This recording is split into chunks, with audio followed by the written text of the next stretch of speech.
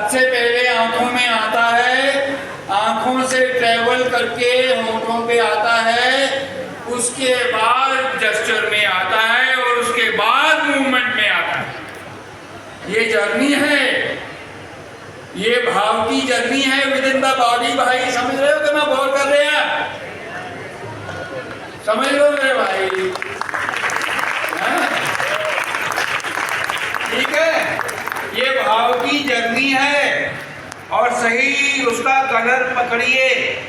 और तीसरी बात, मैं बहुत बातें करता रहूंगा, आप मेरे को पीटेंगे, ये हटता ही नहीं है यार। लेकिन मैं क्या करूं, कुछ बातें समझिए भाई।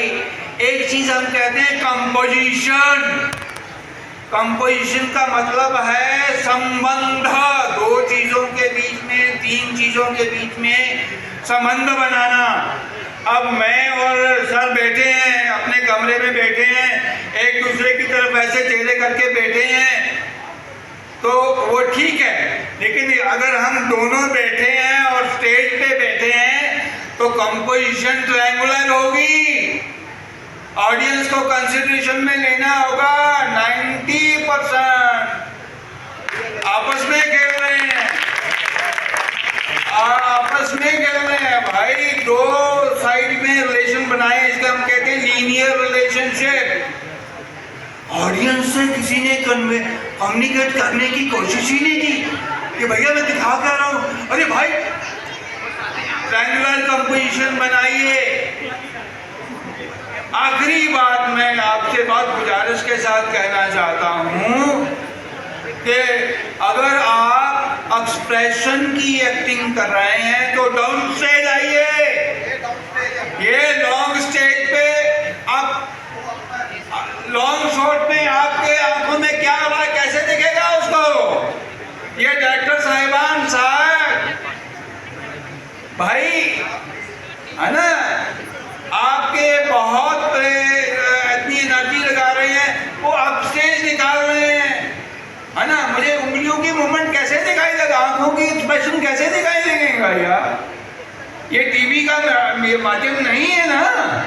टीवी में भी जब हम किसी को दिखाना होता तो क्लोज टाइटअप देते हैं ना। तो भाई डाउन स्टेज यूज कीजिए। और बहुत सारी बातें हैं कि सारा मत बदलो। हाँ ये डाउन स्टेज अप स्टेज है, ये इसको यूज कीजिए। और एक चीजें, चलो यहाँ तो इसमें एंट्रीज नहीं होती, हम एंट्रीज में वो चाहते हैं। तीसरा हमें देखना है हाँ म्यूजिक। ये आज मैंने जो सर से एक बहुत बड़ी बात सर से आज ही मैंने बहुत इन्होंने नोट करवाया कि हमारी माइंड म्यूजिक से शुरू नहीं होती।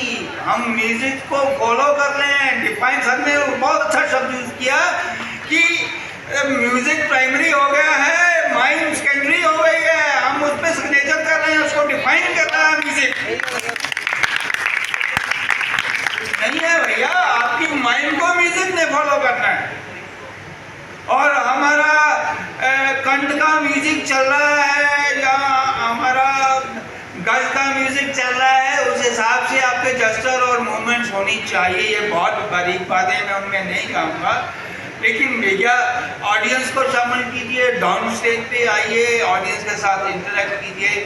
धन्यवाद, शुक्रिया, बहुत बहुत